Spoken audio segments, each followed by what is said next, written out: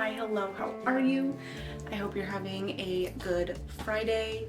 I'm filming this on July 2nd, so we're kind of coming on the heels of some pretty tragic and awful court rulings from SCOTUS, and it has been like, I feel like I've been either trying to ignore it or feeling very helpless and defeated, and then trying to talk myself down from that, where it's like I don't have the power to change it, but I have the power to invest in my community and continue to create art and make better decisions than I was yesterday. So yeah, I don't know, crazy time. Oopsies. Sorry, my iPad just like had an alert. Today I've been seeing this a lot on reels and shorts, where people are reacting to 1-star reviews of their favorite books. So I have a little stack of books here of some of my favorites that I really love, and so I thought I would talk about why I love them, and then yeah, just reading some 1-star reviews just to have like a good, fun, lighthearted time.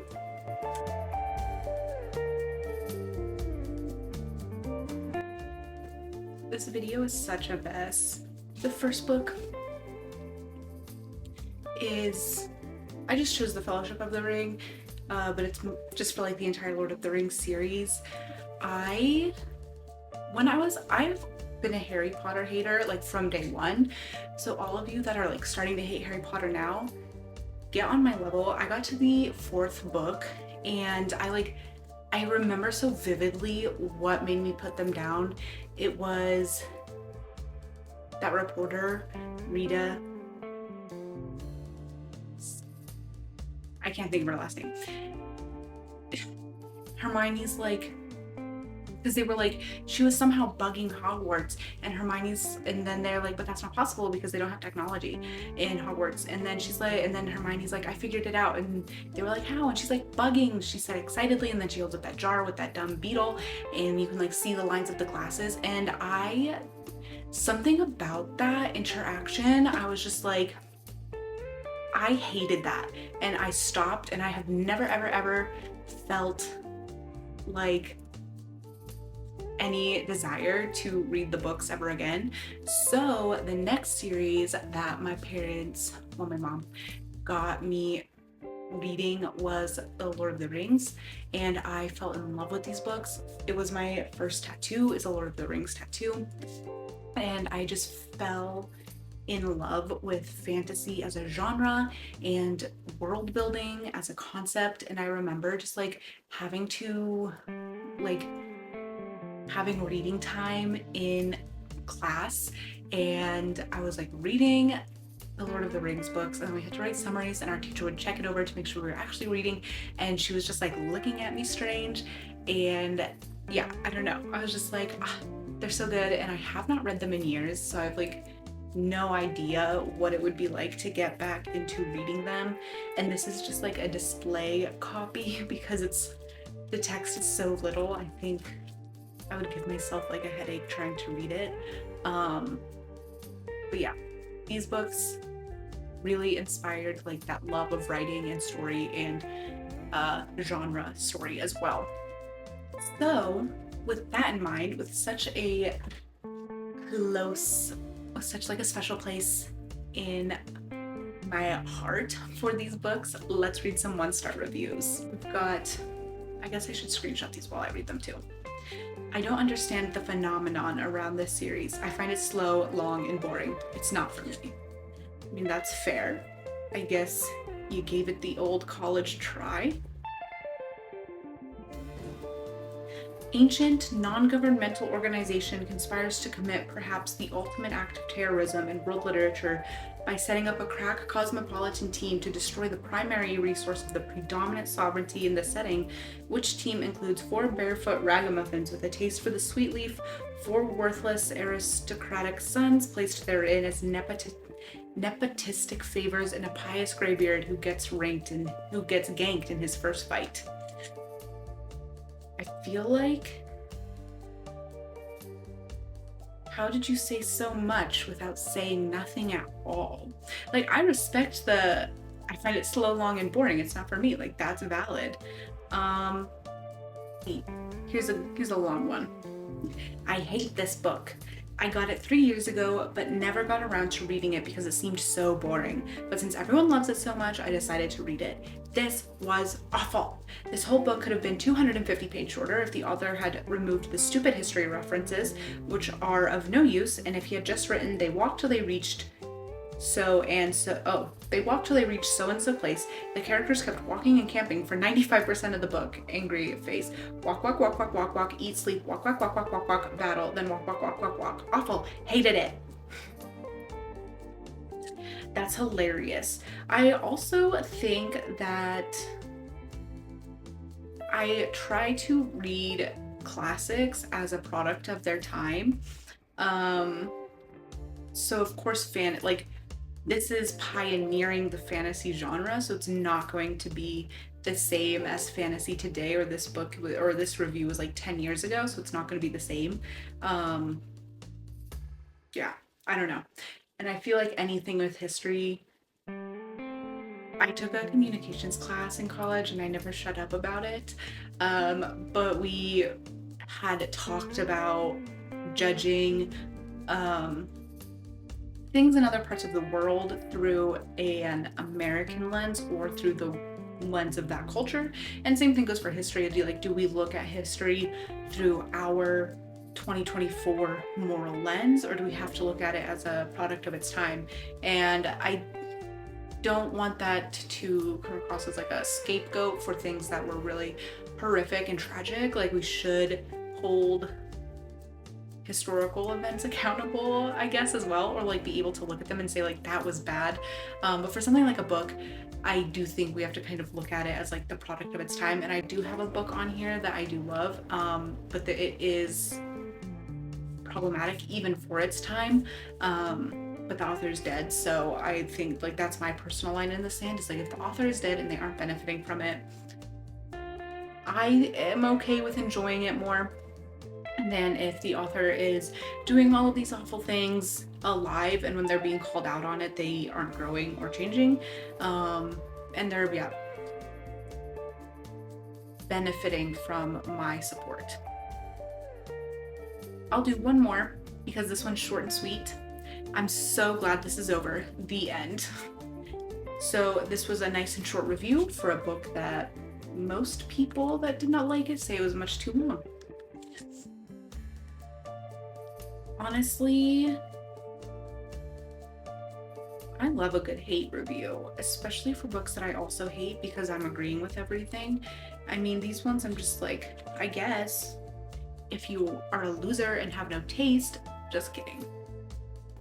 The next book on my list is one that I see no one talk about, and it's only the most, again, amazing fantasy of all time. That is The Last Unicorn by Peter S. Beagle.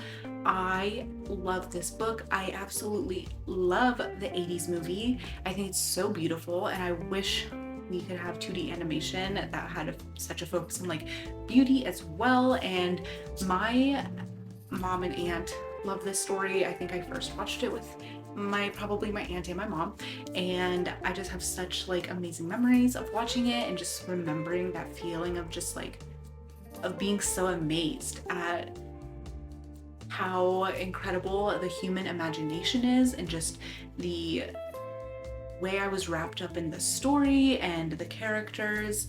And what I love about this book too, and this might be spoilers, so I guess like skip to the next book if you don't want spoilers, because I highly recommend reading this book, and it's really short too, is how bittersweet the ending is. When there's found family trope or characters that get together, the like breakup at the end, I hate it because I don't understand why they have to leave. But this one, it's like I understand, and it's so bittersweet because like you've watched these characters grow close and build this bond over the course of their journey, and then it's like then they have to leave, and it's like this it's the same thing where when characters it isn't our world and then they go to the fantasy world and then they have to leave again. I'm like, why wouldn't you stay there? It's obviously so much better.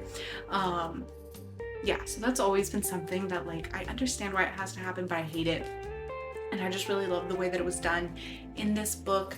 I think this book came out in the 70s because the movie is from like early 80s, and it's actually produced by the company that would later become Studio Ghibli. So even if, like, I just think it's worth it just to watch once just for the animation of it. But the story is really good too.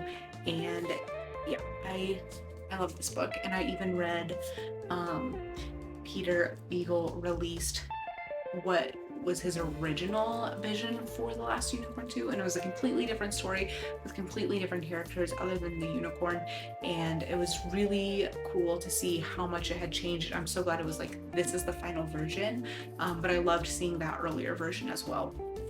But yes, I absolutely love this book. So now let's go read reviews from people who absolutely did not love this book. Okay, this is the top 1-star review.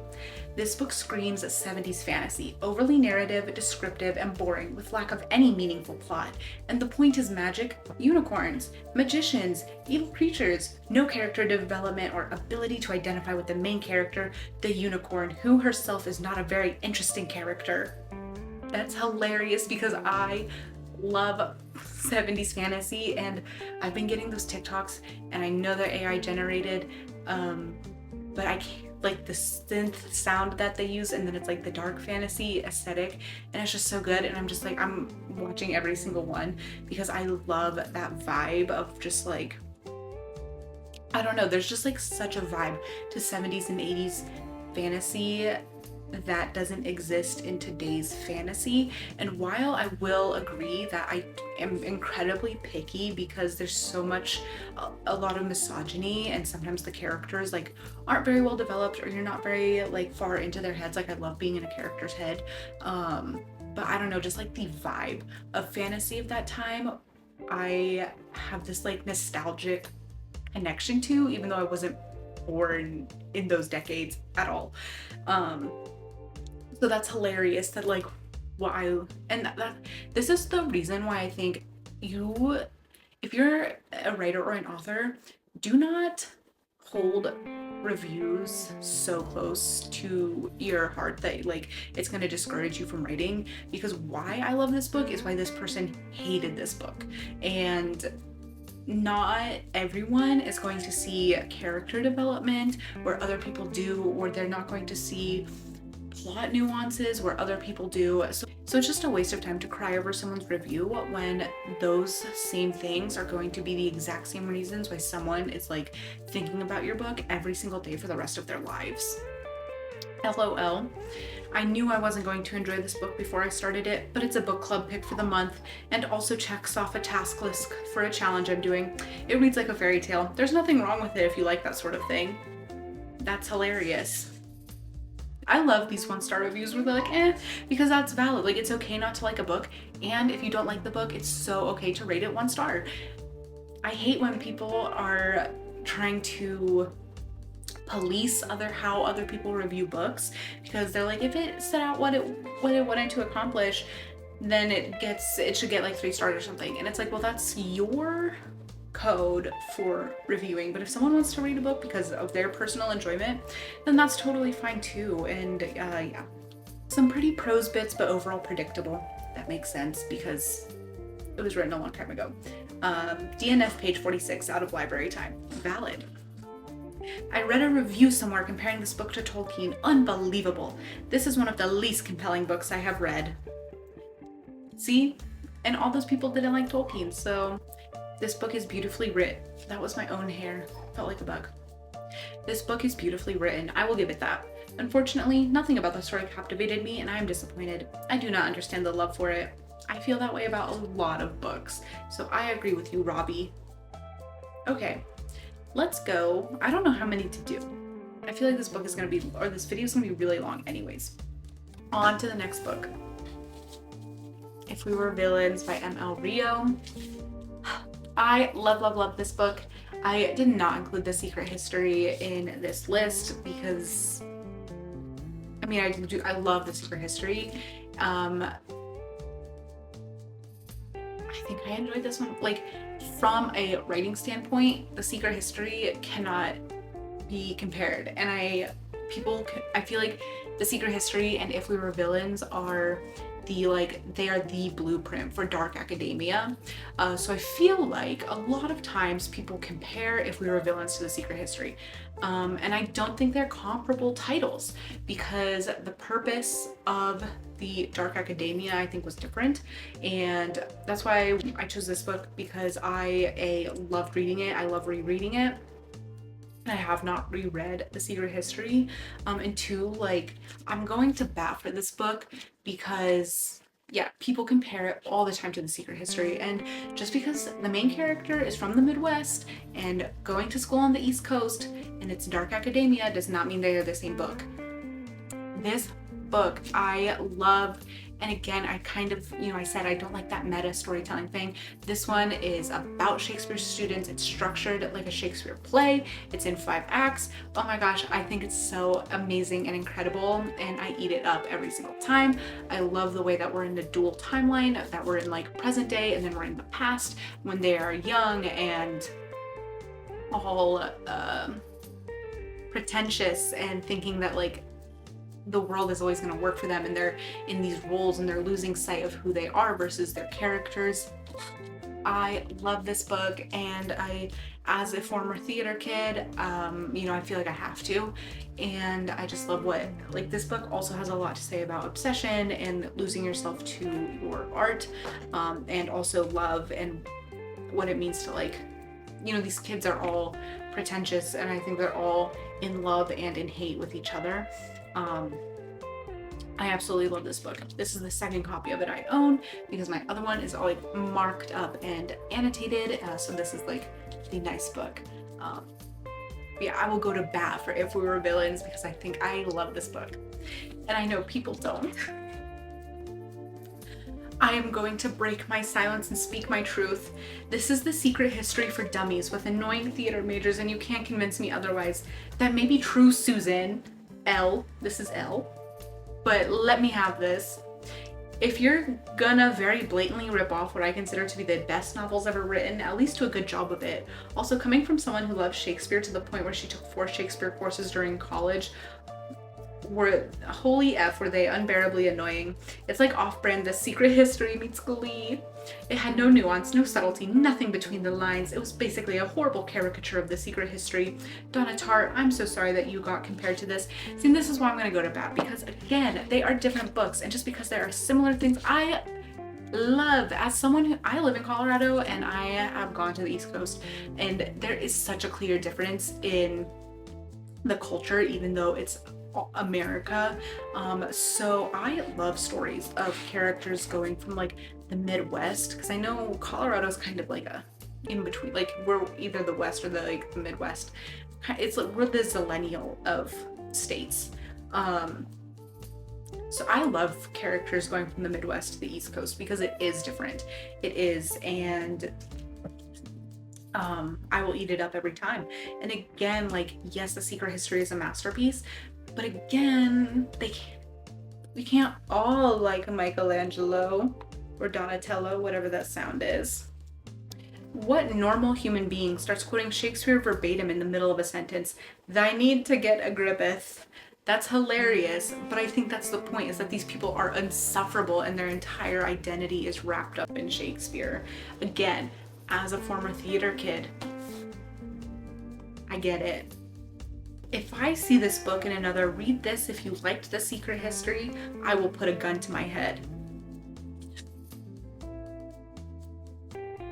This sucks so bad, I can't finish it. I was rolling my eyes every time a Shakespeare quote would appear, so you can guess my eyes are in a poor state right now because of the excessive eye rolling.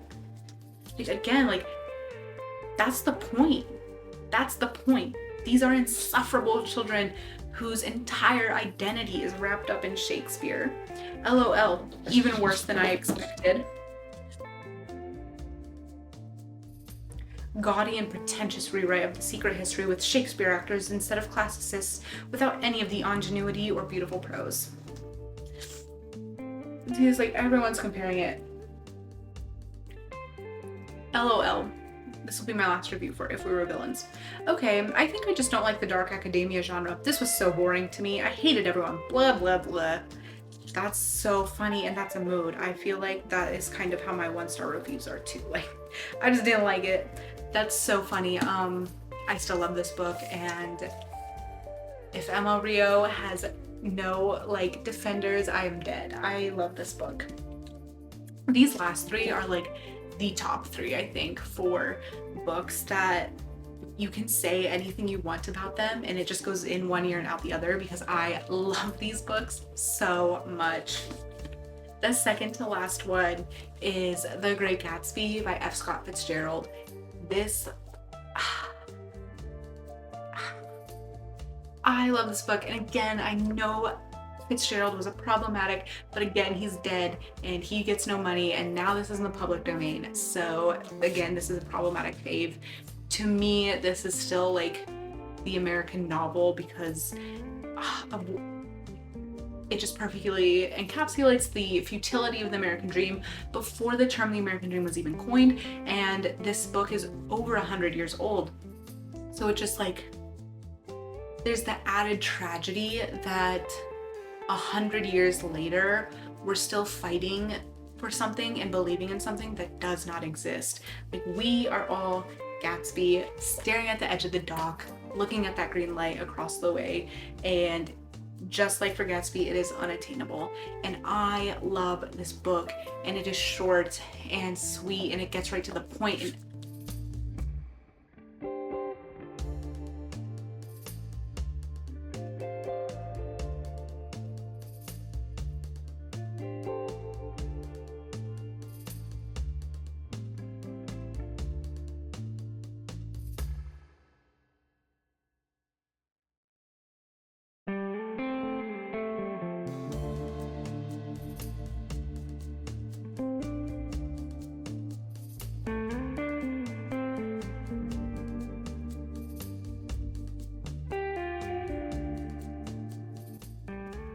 And I think this one is probably the lowest rated book on here as well. All of these have been 4 stars or above. This one is sitting at a 3.93 on Goodreads, which I think is insane. The Great Gatsby, Fitzgerald's crowning achievement, the novel of the 1920s and loved by every generation since. Well, actually, not so loved by me. So, not wishing to offend or come across as a heathen, but I think this needs a rereading. By me. But back in 2006 when I read this, I can still remember clearly thinking, what is all the fuss about? Some rich dude and his personal obsession with some chick. A look at decadence, idealism, change. A portrait of the roaring 20s. I'm like, so 2 out of 12. That's really funny. I'm supposed to love this book. It's a classic. It's the great American novel. As an English major, I'm supposed to just worship every sentence of the book and praise its brilliance. I don't like it though. I really don't. In fact, I downright dislike this book. I hate every character in it. I hate the supposedly brilliant prose. I hate the supposedly clever symbolism. There's not a single thing in this damn book that I enjoy. But Tim, it's a metaphor for the American dream, and I get it. Of course I get it. The symbolism is so blatant. How could I not get it? Maybe I should reread it. How many times do I need to read it to enjoy it? I read it in high school. I read it in college twice, and read it again years later to give it one last shot. I'm done with it. May I never touch this blasted thing again.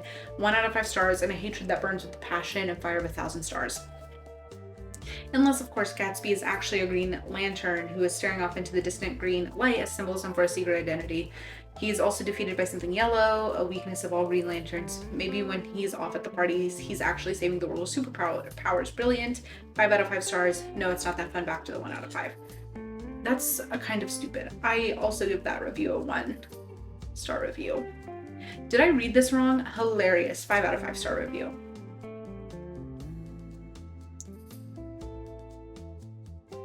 I didn't like the book. I found it bland and boring. It is a short novel with 9 chapters, and yet nothing much happened until the middle of chapter 7. Although it was simply written It was hard to follow. Don't understand why it is considered one of the classic novels of the 20th century. I realize I'm in the minority with my review. I did like the setting of the Roaring Twenties. That's so funny. Okay, last one. Ugh. Hilarious. I love 1-star reviews. The final book for my 1-star reviews. I do feel like this video is set like all over the place and such a mess. I hope it's enjoyable. Because, okay, this last book, just like If We Were Villains, I will go to bat for this book.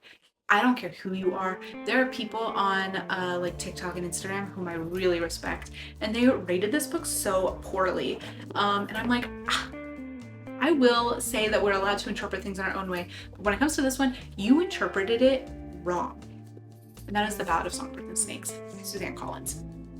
So many people who are online were like, I didn't need to see that Snow and Katniss are connected and that they were in the same meadow and blah blah blah, and I didn't need to know about like the electric fence at around 12 surrounding 12, that was his idea, blah blah blah blah. And I'm like, you misunderstood the point of this book. It's not about Coriolanus and Katniss being connected, even though they are in the original books. Like, they have a relationship in the original trilogy, and that is part of the building that trust between them, and how Coriolanus definitely wanted to manipulate her, Katniss, or get what he wanted from her. Like, he was definitely, in that position of power and being manipulative and evil. But they did have that relationship based on trust, and that's what ultimately leads up to that final act where Katniss chooses to kill Coin instead of Snow, because he was always honest with her. And leading up to that moment of looking at, like, Coin would have just been the next Snow. So I think that they have always had that connection. But this book, to me, is a cautionary tale. As readers, I was in middle school when the first Hunger Games book came out, and I remember I was like so excited to get it. I got it from the Scholastic Book Fair, and my mom was like, "You just gonna read about kids killing each other?" Like she thought it was like a ripoff of The Lottery. And so I remember that. I remember reading the books, and I did always hate that Katniss, or that the first trilogy was in first person, because I feel like it took away some of the suspense for like Katniss's like, is she gonna survive, or like some of that tension was taken away from me with it being in first person. But just like the hype and the culture around the Hunger Games and dissecting what it means, it's so good. And then so To Both Us came out, and yeah, if you didn't like this book, I'm going to tell you why you're wrong. This is a cautionary tale, because I think, especially in the United States, and if you're looking at this on a global scale, we are all closer to Coriolanus, most of us. We are closer to Coriolanus at the beginning of this book than we are to Katniss. Katniss and Coriolanus, they're two sides of the same coin. They are destitute, desperate for a chance to get out of their situation. They don't really have anybody close in their lives except for immediate family. Katniss does have Gale, but again, like, it's a very small circle, and they are standoffish or even a bit cruel to people outside of that like circle. Katniss really hates Prim's cat, but she can respect the cat because the cat is a hunter and a survivor just like her. But they are very similar. They're in similar circumstances. And at every point where Katniss learns to accept community and help, Coriolanus is offered those same things. He is offered love. He is offered happiness, but it comes at the cost of personal gain and climbing up the ladder. And that's why ultimately they become the different people that they are. But I think it's a cautionary tale because it's a reminder that, like, just because we grew up with Katniss does not mean that we are Katniss. And to be like Katniss is intentional choices. And we have to weigh the cost of collectivism and community versus individualism and putting ourselves ahead, because that is the difference between these two characters, and that is what drives. Coriolanus ultimately decides that personal power and personal gain is more important than the love he is offered, the community he is offered, the friendship he is offered. And I think that when this came out, and even like looking at now today, this is more important than ever.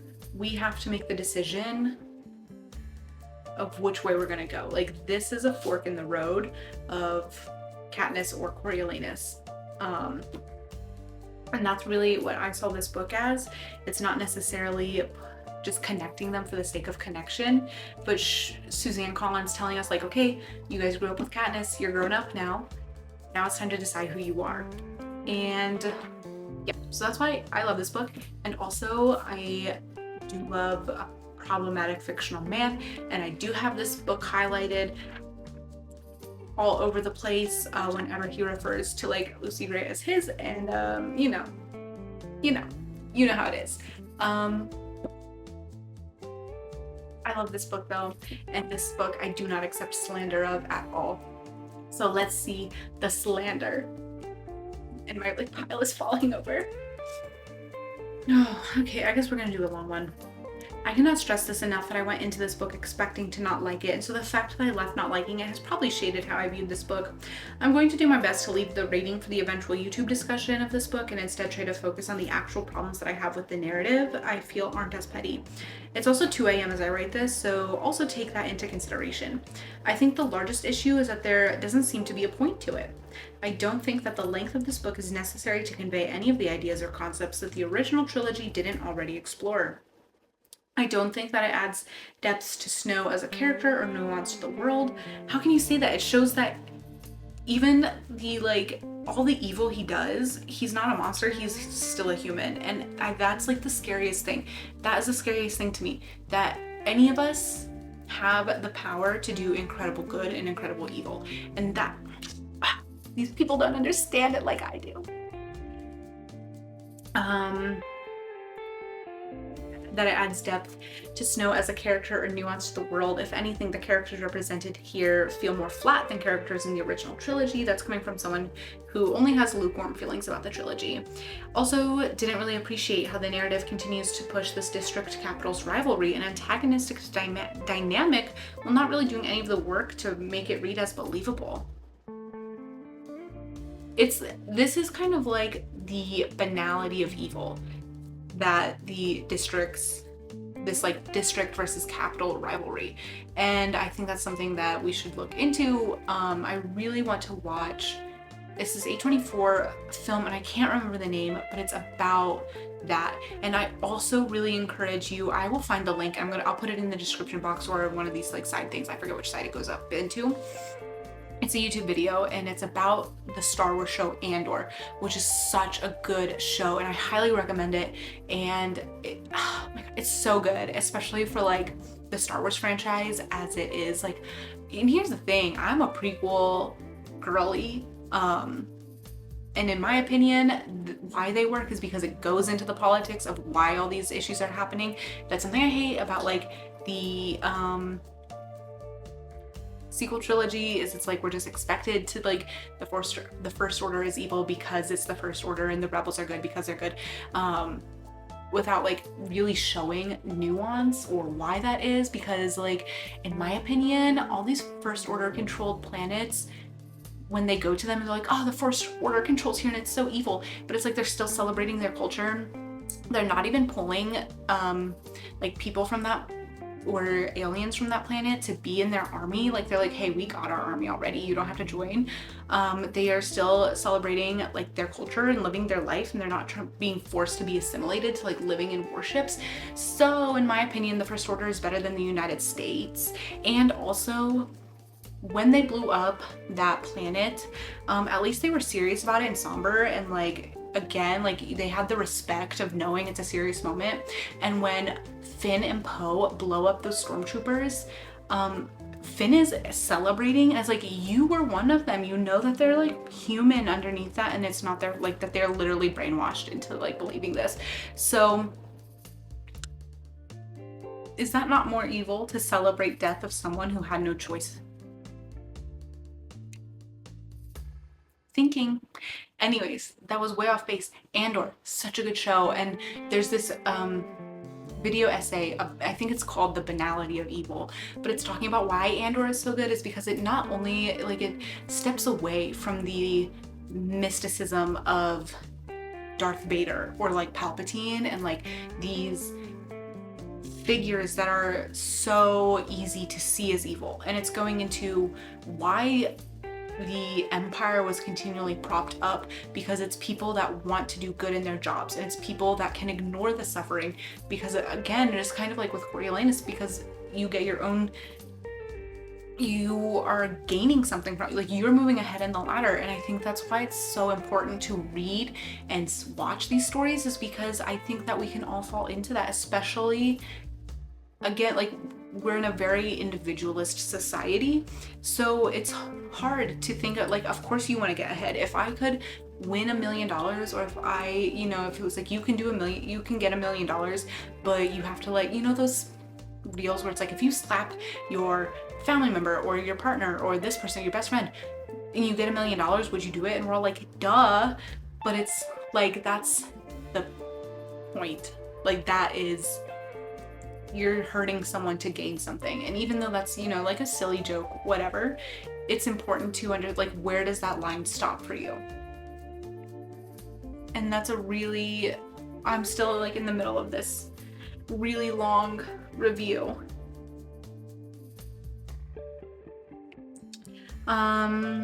It just feels like conflict for conflict's sake, and some of the language used to describe the animosity honestly just left a lot to be desired and made me feel very uncomfortable as a reader. Like, we should be feeling uncomfortable.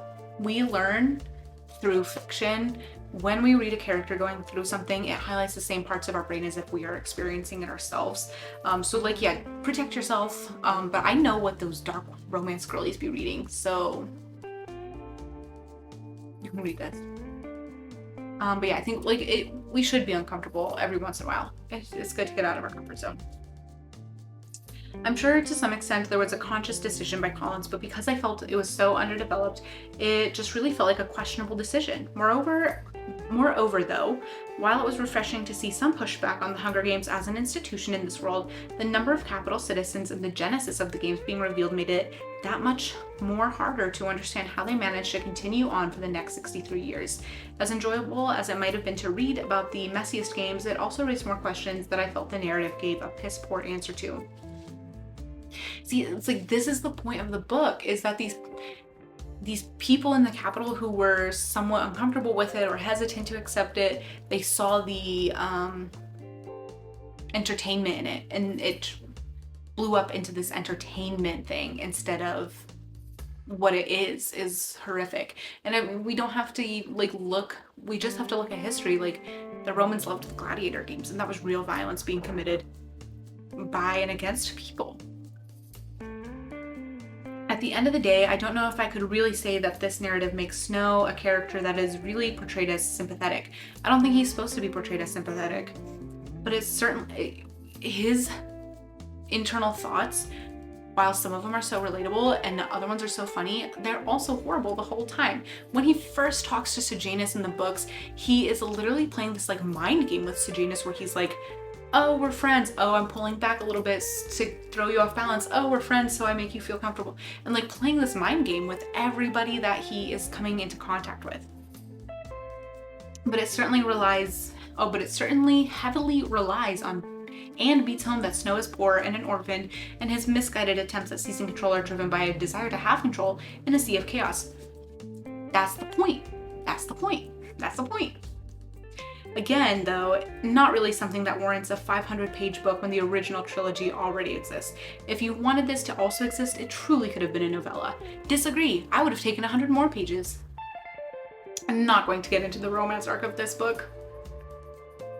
I was eating that up. Are you kidding me? When he gives Lucy Gray the pink rose, because he has a pink rose on his lapel, and he's like, and now no one in the Capitol will have any like question as to who she belongs to. I was like, oh my god.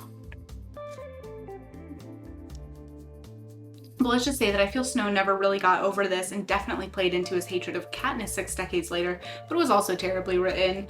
The worst romance arc I've read in any book ever. Collins doesn't really ever pretend to be invested in it, despite the fact that the bulk of this plot crafted for this book relies on it being semi-believable. The third part of this book was by far the least enjoyable, but the final act was also the part where the story started to fall off the wheels for me. At least on a technical level, personally, I checked down around the 37% mark. Ultimately, I did not enjoy this book and do not think that from an objective standpoint that it was good. Still, there are fans of the original trilogy and they seem to get something from this that I didn't get, so I wouldn't be surprised if this book also finds its fan. If so, I'm happy, though I hope we can all agree that this is exactly the book that everyone thought a Snow book would be. I disagree with you. And like I said, I will go to bat for this book. I will go to bat. I pretend I do not see it. Go Snow, give us nothing. I mean, if he would have given us nothing, then that would have been better for the citizens of Panem. So this person, I think I read this person's 1-star review for If We Were Villains or The Great Gatsby. So this person and I have very opposite reading tastes. Yeah, I literally recognize the profile picture, but I'm not gonna put it on here because I don't want to put people on blast. Actual rating, 1.5 stars. I have no idea why this book even exists. Snow is trash. That's the point. It's good to read about characters that aren't just good, because that is easy and that is not challenging. And again, it's a cautionary tale. Okay, anyways, sorry, this person that I deeply disagree with. And one thing I will say, the book doesn't try to convince you otherwise, which is good, because this man did not need to have a weird retroactive justification for why he is nasty. None of us, this could be any of us. We all have bad thoughts. We all want to get ahead in life. We're all desperate. And maybe you're not. If you're content with how things are, then that's great. I'm just so jealous of you to not want more out of life. Truly, I'm so jealous. Life would be so much better if things were just I was just happy. But I think most, especially Americans, because we have this idea of the American dream, I even know on a conscious level, I know that the American dream is a manufactured lie, and yet I can't let go of it, right? I'm so deeply entrenched in American culture, in this belief that if I work hard enough, if I do enough, I can get to this I can get to the finish line, and I don't even know what that means. But I think that's why I like these kinds of books, is because it is challenging that idea, and it's hey, you need to you need to step back and evaluate. It's tough to form a connection with a main character like Coriolanus Snow. There's no feeling sorry for him. Why do we have to feel sorry for everyone? There's no feeling sorry for him, even when he does come upon hardship, because he's such a slimy, petulant little shit stain. And I have to wonder, after having read this, why Snow anyway? There's so many other better characters that deserve the book. Again, it's not about being good. We are allowed to have books about bad people. This girl paid is, so. Finnick, Mags, Annie, Joanna, Plutarch, Haymitch. Well, she should be happy because, she should be happy because we're getting a Haymitch book. But no, we get to view the 10th annual Hunger Games through the lens of Coriolanus Snow, and the book absolutely suffers for it. There is almost no information here that I would consider necessary foundation for the original series, because it's not a foundation for the original series. It's even though it's a prequel, it's a continuation of the universe and expanding how characters interact in different parts of the universe. Maybe a couple nifty throwbacks here and there, and we did get to see a bit of the Capitol figuring out what purpose the Hunger Games needs to serve, but anything interesting is completely drowned out by the fact that Snow is so unlikable. Say what? If you happen to pick up this book, don't do so with the intentions of finding a bunch of characters to connect to. Oh my god, my battery's gonna die. Okay, I have to finish this. Nearly everyone around Snow falls flat. 2 characters were slightly above the rest, but even they weren't enough to save the story. If I had my way, I think Collins would have better served her original story to maybe publish a book of short stories. Vignettes that gave us insights into characters we loved and cared about to balance out reading from Snow's perspective. Show us a pivotal moment in Snow's rise to power. Show us how Plutarch rose to be head game maker when he was working for District 13. Show us how Annie and Finnick met. Anyhow, I can't pretend this book was worth reading. It really wasn't. I can't believe it was over 600 pages of nothing. I so disagree with this person. Yeah, anyways, my camera battery is about to die. Thank you so much for watching this video. I hope that it gave you maybe like a chuckle, and if I changed your mind about a book, even better. Anyways, I hope you have a delightful week, and I will see you in the next video. Bye.